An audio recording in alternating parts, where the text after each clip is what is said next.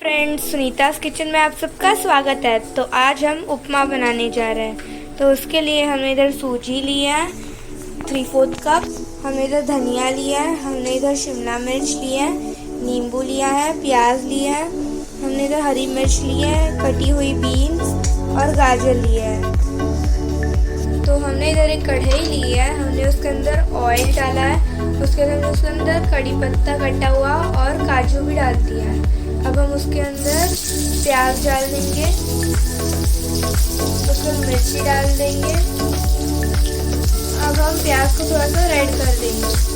तो ये हमारा प्याज ये हो गया है, रेड हो गया है। अब हम इसके अंदर बीन्स डाल देंगे, उसके बाद हम इसके अंदर गाजर डालेंगे, उसके बाद हम इसके अंदर शिमला मिर्च डालेंगे। हम इसे थोड़ा सा फ्राई होने तक रख देंगे, हम इसे फ्राई होने तक थोड़ी देर पका लेंगे।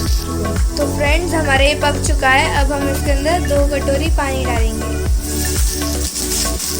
अब हम इसमें स्वाद अनुसार नमक डाल देंगे। अब हम इसके अंदर नींबू का जूस डालेंगे। अब हम इसमें 1 चम्मच शक्कर डाल देंगे। अब हम इसका पानी उबाल लेंगे। अब हम इसमें थोड़ा सा बटर डाल देंगे और इसमें धनिया भी डाल देंगे। देखिए फ्रेंड्स, हमारा पानी ऐसे उबल रहा है। अब हम इसमें सूजी डाल देंगे 3/4 कप।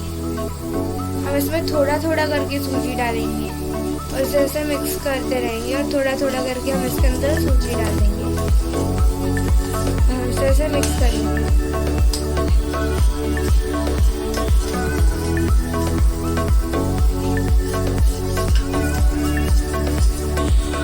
इसमें लम्प्स नहीं होने चाहिए, इसलिए हम इसे ऐसे मतलब धीरे धीरे करके इसके अंदर डाल के इसे पका रहे हैं।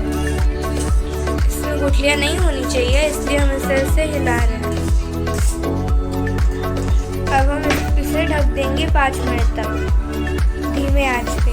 भाप आने तक हम इसे पका लेंगे अच्छे से।